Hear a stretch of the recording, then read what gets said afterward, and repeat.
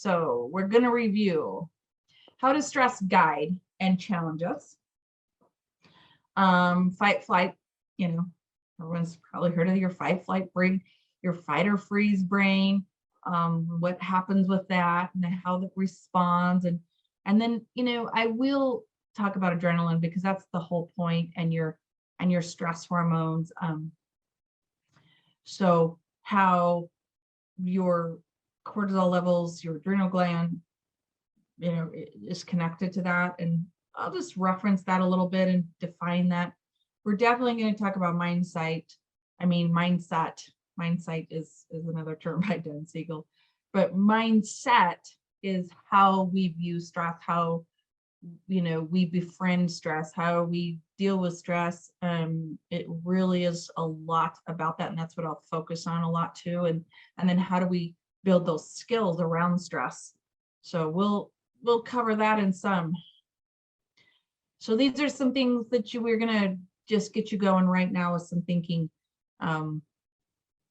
questions.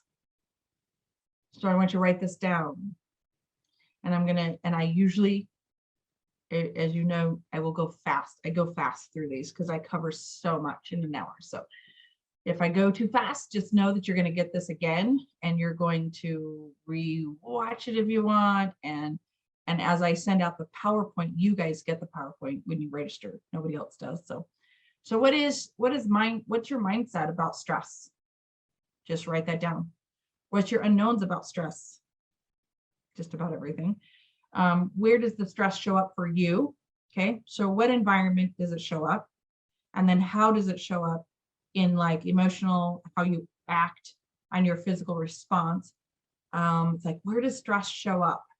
Well, it shows up in my kids. It shows up, with daily stuff, things don't go well, things do go well, wherever it shows up. But put a little side note to that question. Stress will show up with things that you care about. If you didn't care about it, it's not going to stress you out. It's about what you care about. So what's your emotional response to that? Well, yeah. So my example, it's like, oh, my kids or this or that, or, there's some hierarchy here of stress, food, shelter, and water, right? At our bottom, it's like, we got to have food, shelter, and water. So jobs are really important to keep that going. So that could be stressful. But just because we care about it, we have to have it. Maslow's hierarchy, if you know what that is, you can look that up. But and then how do we emotionally respond to that? Physically response, I guarantee I could talk an hour on just that, our physical response with our body, with our physical body. I have the body keeps the score reference in the back of this, but we're not going to talk about that as much. We're not going to focus on that as much because we all know that scientifically there's a stress response for physical part of our body, so pain and headaches and tension and stuff like that. But really, when we go into really what stress does to us and change our mindset on it, that changes also. So a few questions that you can ask yourself there. So I'm just going to go into a little bit of educational stuff. This is what we've been told, right? This is the normal. This is, oh, we're swimming in cortisol.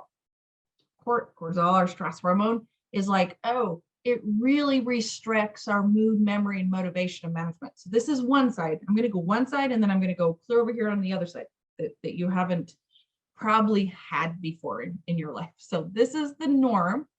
And there's a really good stress management workshop on our YouTube channel by Justin, colleague, that talks a lot about how to manage stress. And so you can watch that, but we're going to go way deeper into this. So yes, our stress hormones restrict some things, right? So here's our brain, here's our cortisol, here's our immune system. When our cortisol is moving all the time, this is just fact, our immune system is lower. That is just scientific. So when we are in fight or flight all the time, or most of the time, most of the day, most of our lives, we have a chronic stress situation. And then we go into the 5 levels of burnout, and I have those workshops about burnout. So it's like, okay, our memory goes, our motivation goes, our management of this goes a little bit, right? So what is your normal functioning, and what is your relationship that you have with stress? So wait, here's all this awful list of everything that stress does to us. It makes us irritable, and it's feelings of overwhelmed and depressed, and I'm, gastral issues. You're going to have stomach problems. You're going to have, frequent colds because you've got a lower immune system.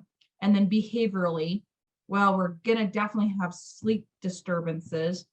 And, we're going to add to our 5 things that Americans do that I always talk about, which is eat it and smoke it and drink it and buy it, right? And watch it. So then we just really like check into Netflix for a couple days. So it's like those 5 things are safety behaviors that they sound good, but in my anxiety program, safety behaviors are not good.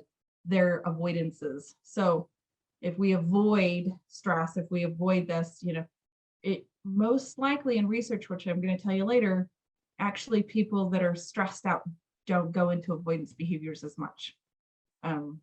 So look at this. It's like, okay, this is what we've taught. This is cortisol. Are we swimming in? I've talked about this a lot, but yeah. So how are we swimming in it? Are we floating? Or are we sinking?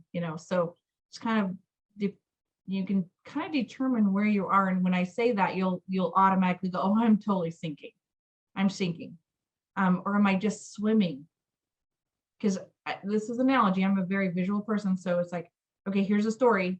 Are you swimming in cortisol? Or are you sinking in cortisol? Because actually swimming is healthy. Swimming is healthy. We want you to swim. We don't want you to float, and we don't want you to sink. So think about what's healthy for you. But if you're sinking in cortisol, then we need to make some shifts.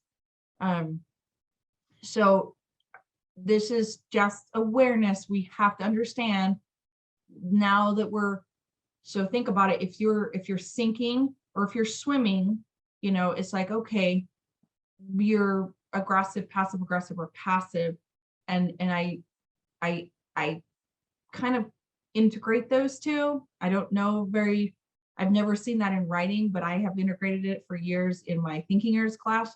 So it's like, here's aggressive and here's fight, of course, right? So these are the types of anger: aggressive, passive aggressive, or passive. But then what is your back of your brain, your midbrain, that is in your stress response brain, your survival brain, you've heard of all that, is your flight or your freeze. So if you're just passive, if you're in a sinking and passivity and passive, that's not even the word, freezing, and you're not assertive, then that means you just don't have boundaries, and you're sinking in those of not putting up boundaries around, what is right for you. So, because everyone else is right? And you are wrong in passive thinking. So how to get out of that? Simple is, I feel I need, I'm willing to do. It's not simple. I always say it's simple. Oh, wait, it's not simple. So I feel and I need, I'm willing to do this is your direct. And that's an assertive class. That's totally different.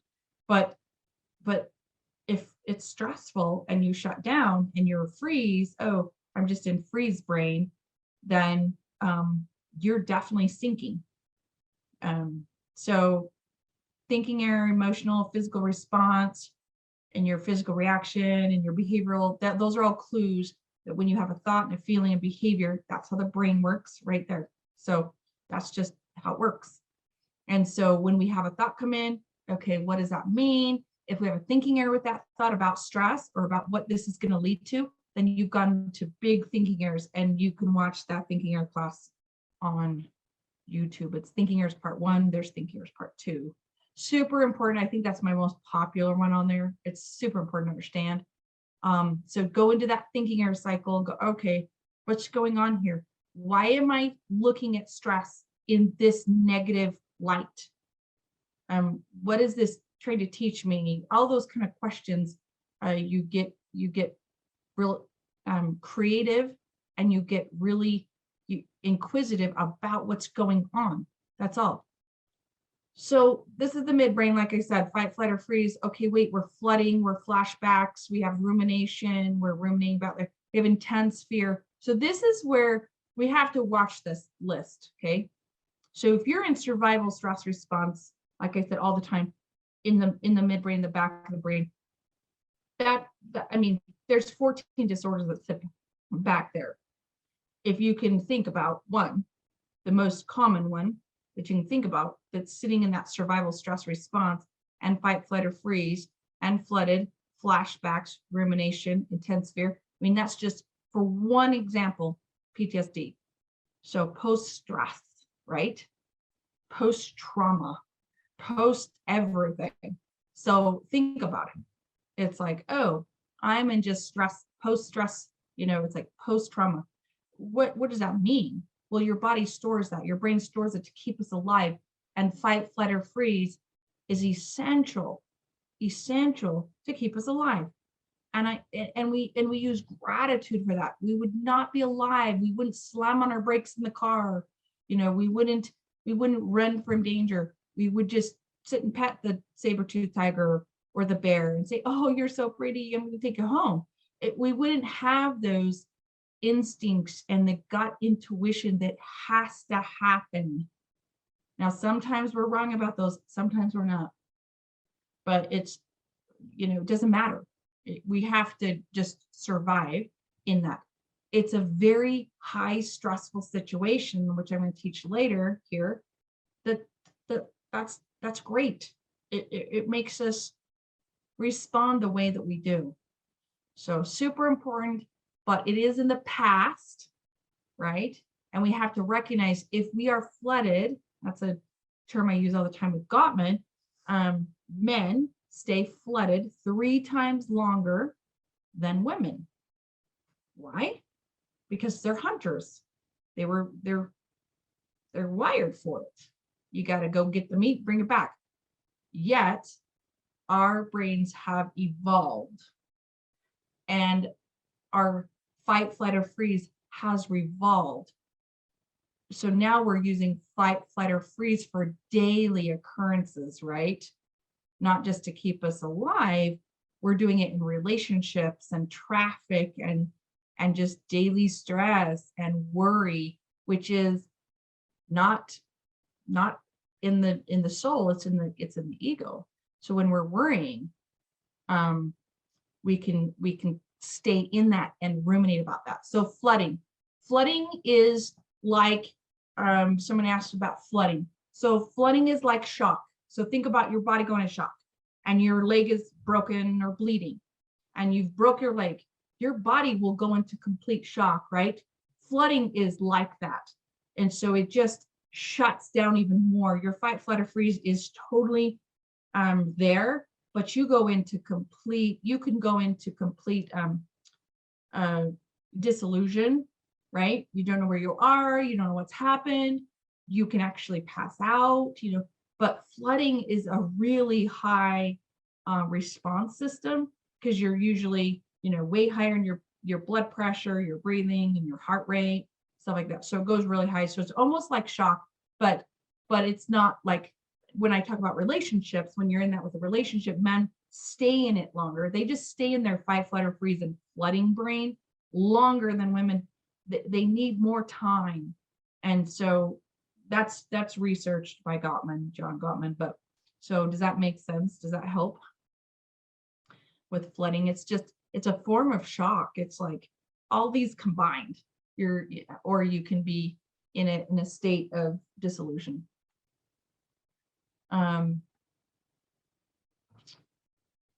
So is stress bad?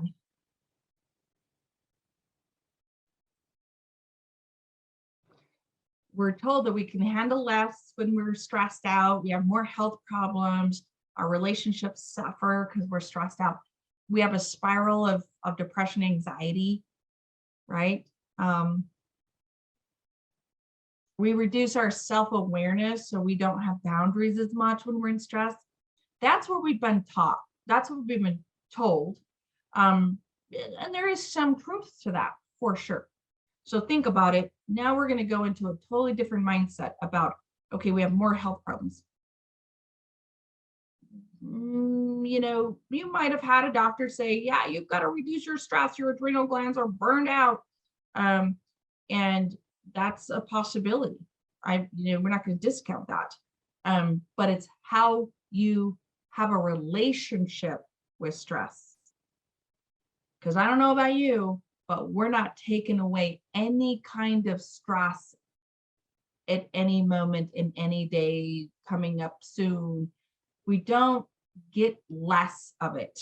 We're not going to. So this is how to deal with it and sit in it in a different mindset, because it's like, I don't think it's going anywhere. I don't know. You tell me if I'm off on that. After this 2 years of COVID, like the last 2 years, it's like, I don't know. I don't know.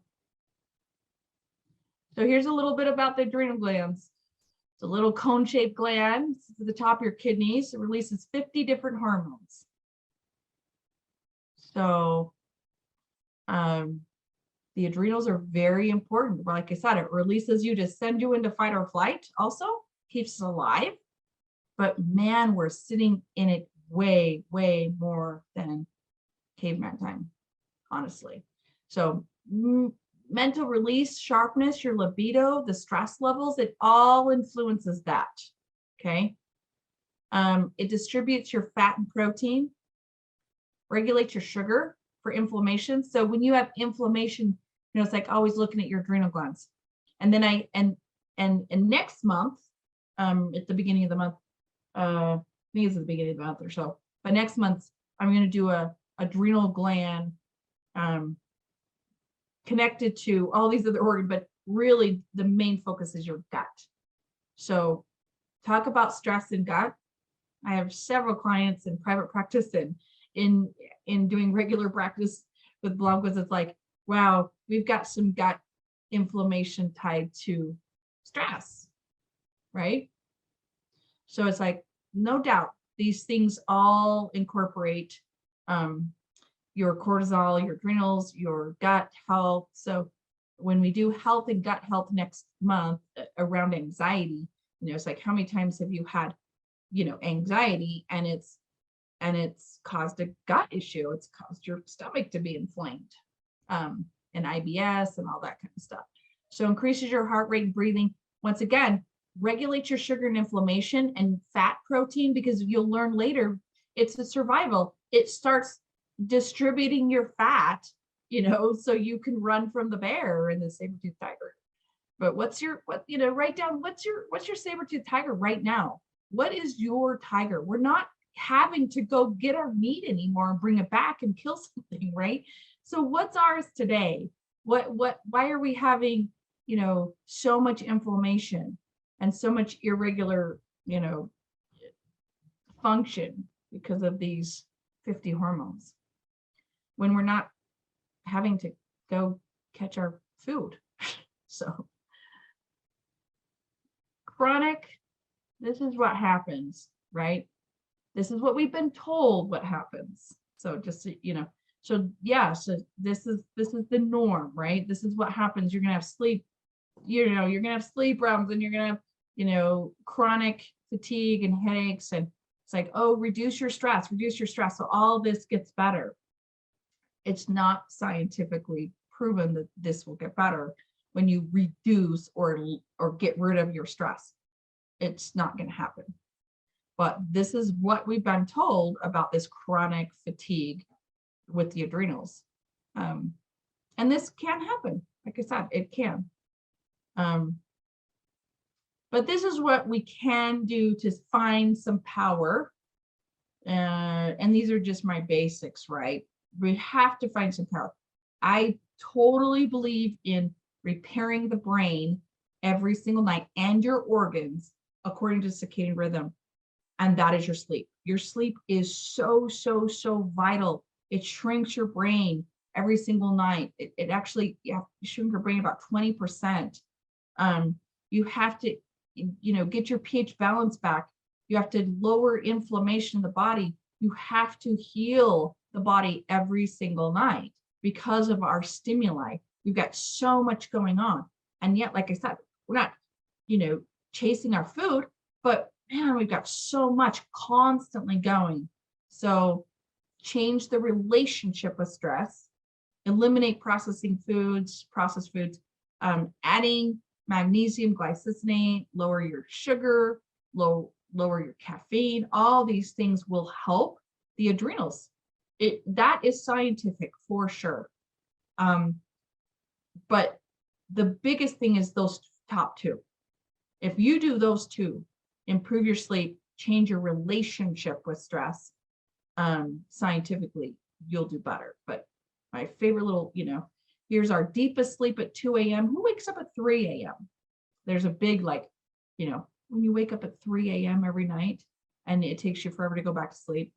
But this is why Huberman, and I listened to podcasts and my, I did Adrenal Summit. I've done, an anxiety, the summits that I listen to. It's like essential.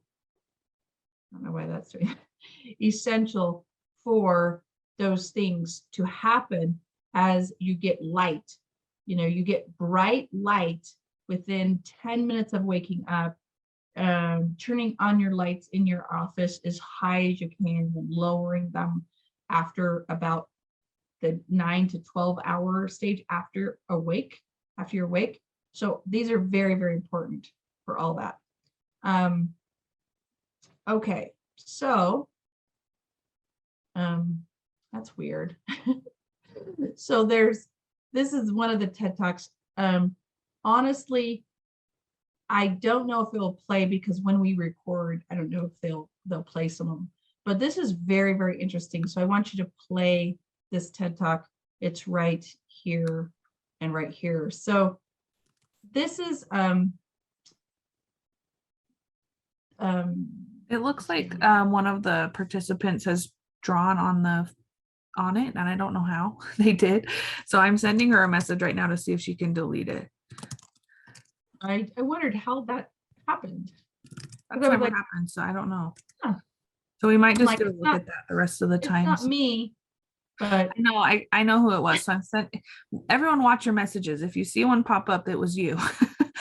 And we'll try to see if you can delete it. Sorry, guys. Yeah, we'll edit that out. So how do you change your relationship with stress? That is right now. That is next. This is how you do it. This is how you do it. 1, you be aware of it. 2, you welcome it. And 3, you use it. And I just very simply put that into those top 3, which she has 3 ways to leverage stress. And this is what she says, but this is a very simple, I simplify it down for you.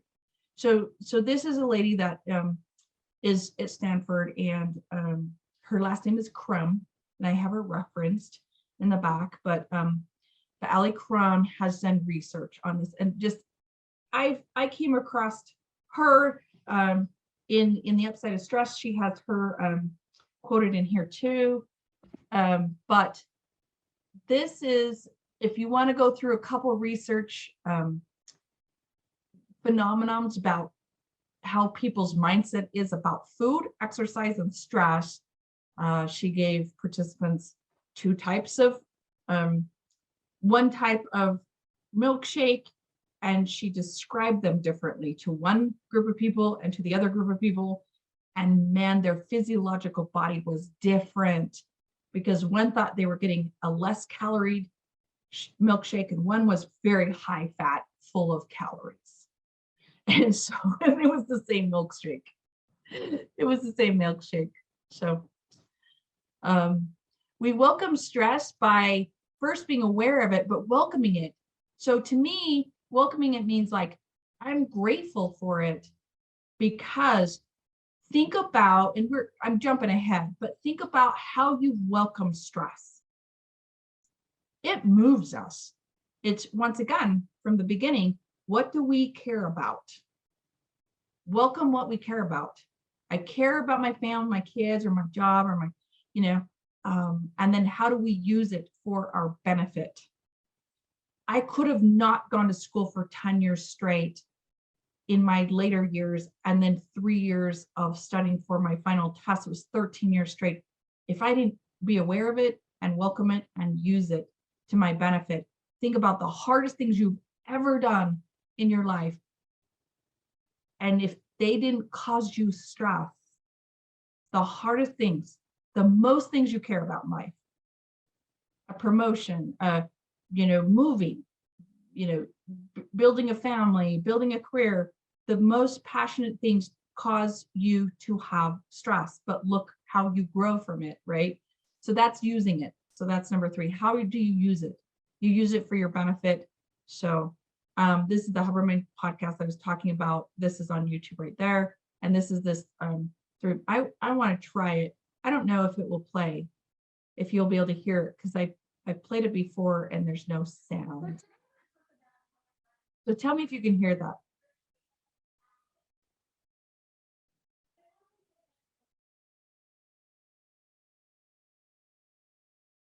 Yep. So I knew it.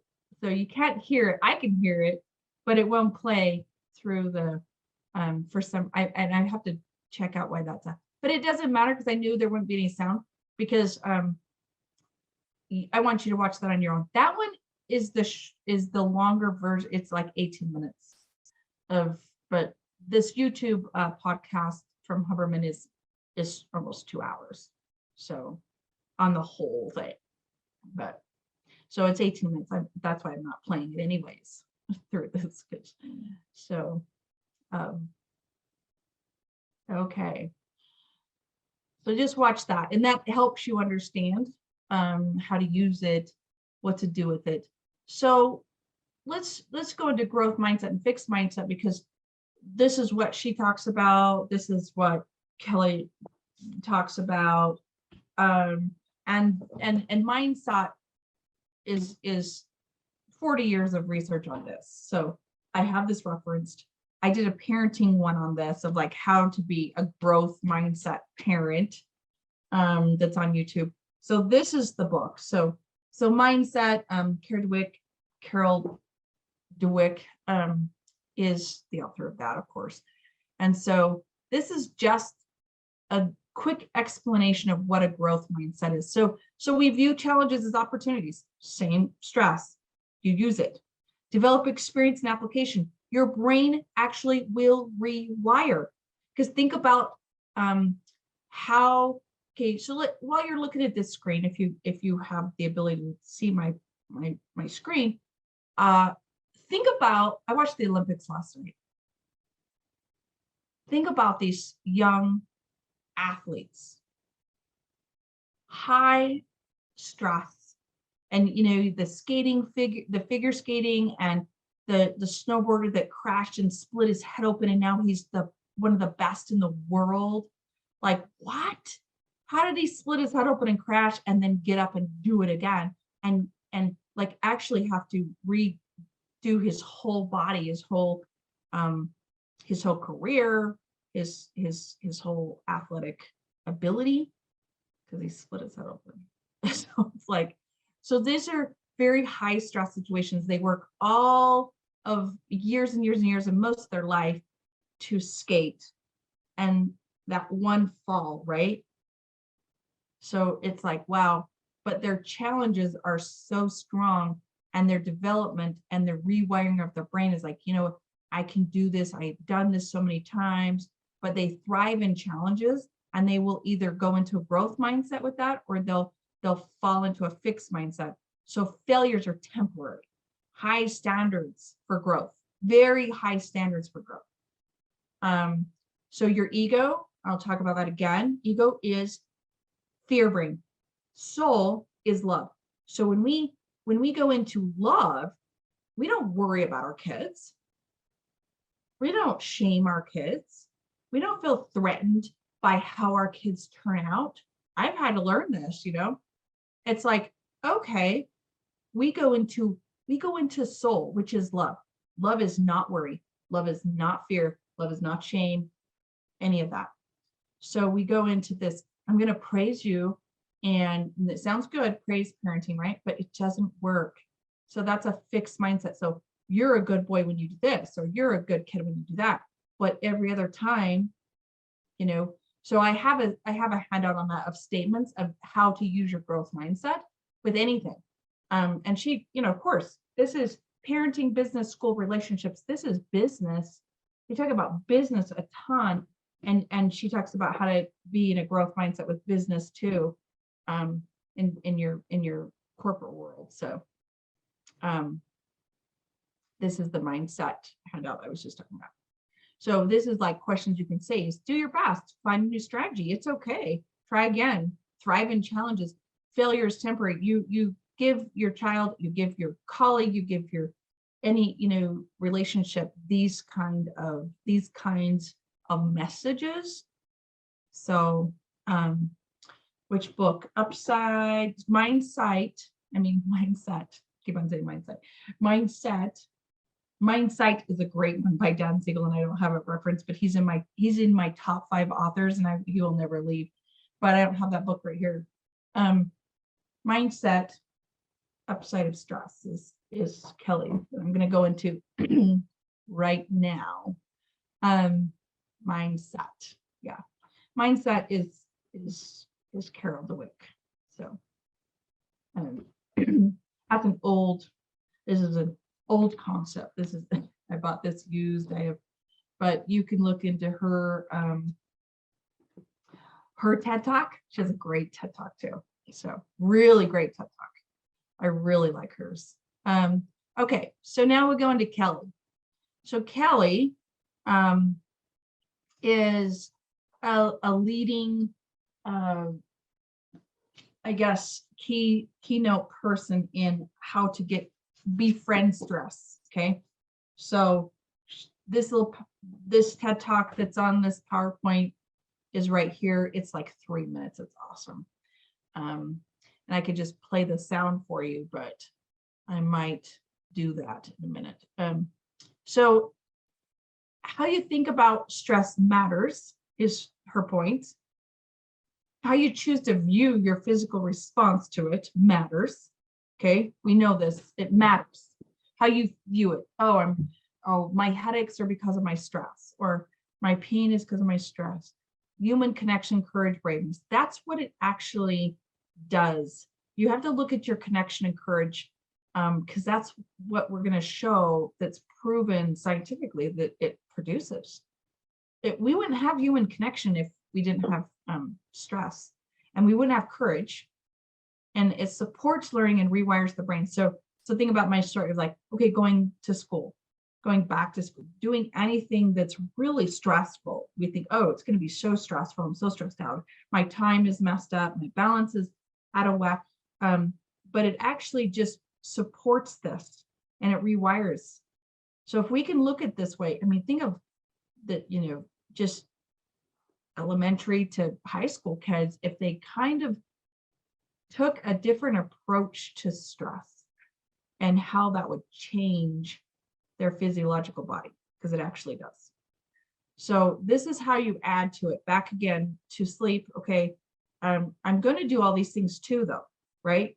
I can't just, it's a combination for sure, but I can't just like, oh, I'm just not going to sleep anymore and expect that we're going to have a different relationship with stress. Because if you do have a different relationship with stress, you're going to do all these things, to help improve that, because you're going to say, wow, stress is okay for me, but sleeping's not, sleeping horrible is not. So, it's like, okay, learn to say no. We've got to have boundaries around stress and being in charge of stress. Do you see the difference? Being in charge and then letting it just walk all over you. And it's like, well, I have a different relationship with stress, and I'm going to use it to my benefit. So I'm going to leave work when I need to leave work, and I'm going to laugh more, and I'm going to have more connections because I have a better relationship with stress now. So you communicate with it. Okay, so let's get to some good stuff here. Questions and beliefs. So now that you have some of that, and you're going to watch that TED Talk, and then you're going to have a little better idea about your belief system about it. But do I believe that I have the capacity to transform stress into something good? We haven't had that attitude or that mindset for a long time, honestly. So think about it. Do I have the capacity first to transform this into this is a good thing? This makes me grow. This makes improve my performance. That's what those Olympic athletes have to have. It grows me and improves my performance over time because it's rewiring my brain. The more I do it, the more I do it, the more I do it. And list your most meaningful roles. So back to those meaningful roles. What do you care about? Do you care about, you're only going to stress about what you care about. And you're going to actually move your direction to something that is meaningful. So meaningful, your belief system is also your values. So I always do a lot of value work with people. What are your values? What's your higher purpose? What do you gain? What's your role in this? And so when we list those, we know, what we're doing. So this is a little bit from her book on page, it's 67. I didn't have my glasses on when not 87. I'll change that before I send this out. But this one's on 67 of upside of stress. And so I was just going to read a little bit of this. It's like, okay, so what's the most meaningful role? Okay. Relationships, activities, or goals. Okay. And what parts of your life are the most likely to experience? Think about this. This is going to be deep. You wrote down your most meaningful roles, right? In relationships, activities, or goals. Now, what most likely would you have joy, love, and laughter in? Or a sense of purpose? Those are going to match up. I mean, there's no doubt, right? So here's my list of meaningful roles, and then here's where I would most likely experience joy, learning, and laughter. You're going to learn and have a sense of purpose, which is your soul, which is your identity. I have purpose, right? Deep down. So when you've listed these few, ask yourself this: would you also describe any of them as sometimes or frequently stressful? My kids are, this, your work, just the daily stress of living. Are they sometimes or frequently stressful? I almost guarantee it's going to be very frequently stressful. So, but that isn't just a realistic possibility. We don't get to choose between a stressful or a stress-free experience of family, work, community, love, learning, or health. If there is something in your life that is both meaningful and causing you a great deal of stress, take a few minutes to write about why this role, relationship, activity, or goal is so important to you. Like your health or relationships. So you might also consider writing about life, what life would be like if you suddenly lost this source of meaning. I don't want to lose those sources of meaning. I don't want to lose stress. I don't want to lose what I care about. That's a whole different ballgame over here. Would you want it back in your life? So that's a little exercise. It's called Rethink Stress. What brings meaning to your life? So what brings meaning to your life? Page 67, not 87 on this slide. But so what brings meaning to your life? Would you want that taken away? No. And once you realize that and you have radical acceptance about it, that's a term, dialectical behavioral term, that you have acceptance. So radical acceptance is I'm going to accept that I wouldn't want any of this to be taken away from me because it's growing me. It's improving my performance. It's changing my brain chemistry. It's telling me that I can do really hard things and not die. That's what I tell people. I'm like, your fight or flight are saying you can't do hard things. You might die, but you won't die. Because it's just like, You really won't. But you got to tell your brain that you're not going to die, that you're going to learn, and it's a mind shift. It's definitely a shift in your thinking. Okay. So this is how we go through. This is just a little example of how we improve the moment. Remember, love is your soul, fear is your ego. So how do we pick something? Just pick one of these. How do I do imagery on stress? A stressful situation that I want to have a different outlook on. That's my biggest thing in therapy and doing trauma work and balance is imagining you're doing it, imagining you have a different outlook on it, imagining that you did it and you didn't die. You're facing it instead of faking it, and you have meaning. So this goes along with this. I have this on several different PowerPoints that I use all the time. So here's meaning. And then here's contemplation and meditation and relaxing activities, and really making sure we're picking one thing in the moment, we're being present. Because mindset and mindset and mindfulness are all very, very similar, and you cannot do them if you're not in the present. So then we go into mindfulness, right? One thing in the moment. What's right now in the moment? Wait, why is this stressing me? It's because I care about it. Okay. And would I want that care to go away? We try to get the stress to go away, but that's not what the goal is. So here's a vacation, mini vacations, weekly vacations, monthly vacations. And then encouragement to me is like gratitude. So it's like, okay, here's the experience of life. I want it to be valuable. I want it to be from the heart. I want it to be from love. I want it to be nurturing to my soul in caring about something. So that's that slide. And we have a few more minutes. So if you want to chat a question or comment, we'll go through that. But I'm going to go through the books a little bit and end with Viktor Frankl. So, do you know about Man's Search for Meaning? It's my little tiny book here, along with, I don't think I have this reference, but I pulled this out at the same time because these are together. These are usually my together books. So Man's Search for Meaning. If you haven't heard of Viktor Frankl, he was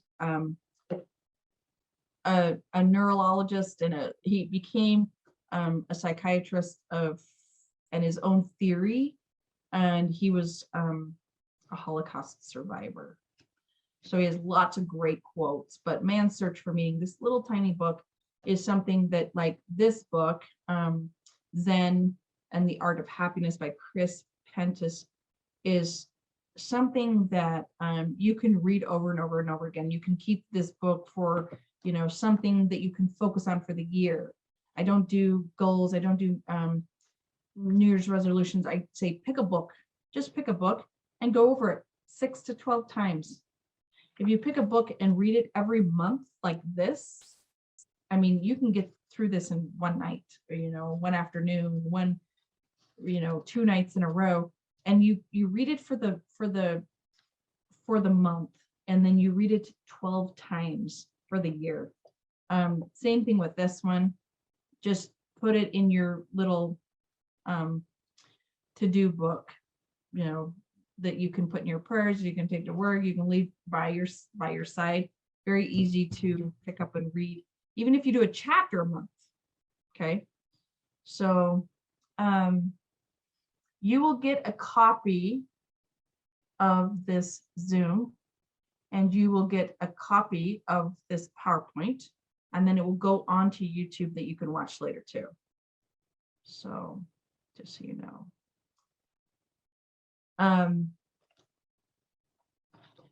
So I don't know about Man's Search for Meaning because I don't have an Audible on that one, but I have Audibles on just about everything else. I have Audibles. So when I get an Audible, and yeah, these are all on Audible. I'm just not sure about Frankl, but I know Zen is, The Art of Happiness, And most of all my other books are very, very accessible on Audible. And I actually, I'll show you right here, is this is so Mindset by DeWick is actually, here's right here is the audio book that's for free that you can listen to. It's like 4 hours long. That's why I put that link in there.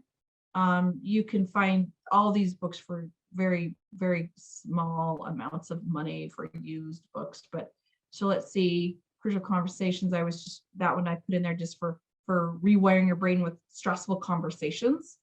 Body Keeps the Score, The Mindful Way to Get Through Depression. I have a webinar on that book. So freeing yourself from chronic unhappiness. And let's see, any others, the Upside of Stress on there. Care of the Soul is just a good book of how to get into that deep soul. And it's a little bit, it's philosophized a little bit, but okay, let me go through your questions a little bit. For the ebook, check out the book in the Salt Lake Library for sure. All of them. Man's Search is on Audible, so is on auto. Let's see. Yep. Cool. Everyone's saying, yep, it's on Audible or in auto form, so you can listen to it for sure. And the thing is people have always asked me, how do you get through? This is a little tip. How do you get through so many podcasts and books in a month? And honestly, I add them up every year at the end of the year. So in January, I add up my cost and what I've spent and how many books I've downloaded and which ones I've downloaded or listened to in the year or bought. I actually have over 38. And then Audible, I have one a month. So add 12 to that. So it's like, and I re-listen to the old ones that I have on Audible. That's why I love it, because I always have those books. I've listened to Blink Again. I've listened, so I'm constantly, so the thing is someone asked me, how in the world do you have time to do that? And yes, unlike everybody else, I have 2 to 3 jobs, I have 7 blended kids, I have 2 grandkids. And the thing is in your moments of doing something else, it is really not about multitasking. When I am driving, when I am doing, yard work, housework, I'm just very present because I love listening to stuff like that. So it goes into your subconscious. Don't do anything about it. Just listen to them. And then when I do want to do something about it, that's when I take notes. And that's why I have this with me all the time. And every single book and every single PowerPoint that I make, they all have everything in it, and every training I do. So the thing is when you write them down and you actually study it a little bit and then listen to it again, 6 times, you have to integrate it 6 times to move it into your life. That's why you pick a little book and read it 6 to 12 times.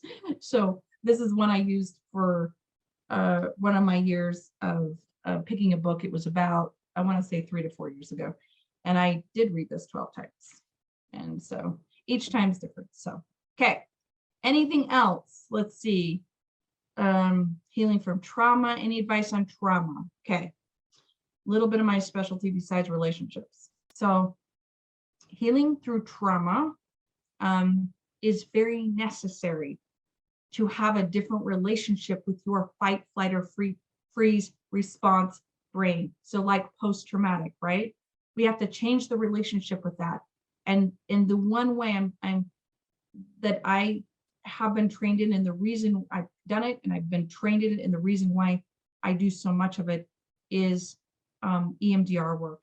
So just look that up, EMDR work, and finding a trauma-focused therapist if you have complex trauma. And really changing the relationship with that experience is EMDR. And you can do, and I'll just put this book in here, Getting Past Your Past is a phenomenal book. And that's what you do. And that's a book that's $16 and on Audible, and I've listened to it twice, and I have 3 copies of it. And you can do that on your own with a therapist guiding you and doing EMDR for the rest of your life. I don't know anybody now that doesn't have complex trauma. There's nobody that doesn't have complex trauma, which is stacked trauma. There's nobody. And so we've gone into here's stress, and then here's trauma on the brain. So we do, and that's the thing. I could talk about trauma all day long, and there is a PowerPoint on just basic trauma. And one of the real key ones that you can do some of that on with like anxiety that we call, that sends us into these fight, flight, or freeze all the time is anxiety tools for young and old. Those are just some tools that you can use every day to get yourself back present. How to be present, how to be mindful in depression, anxiety, in all of this. So anything else that you need help with? So upside of stress.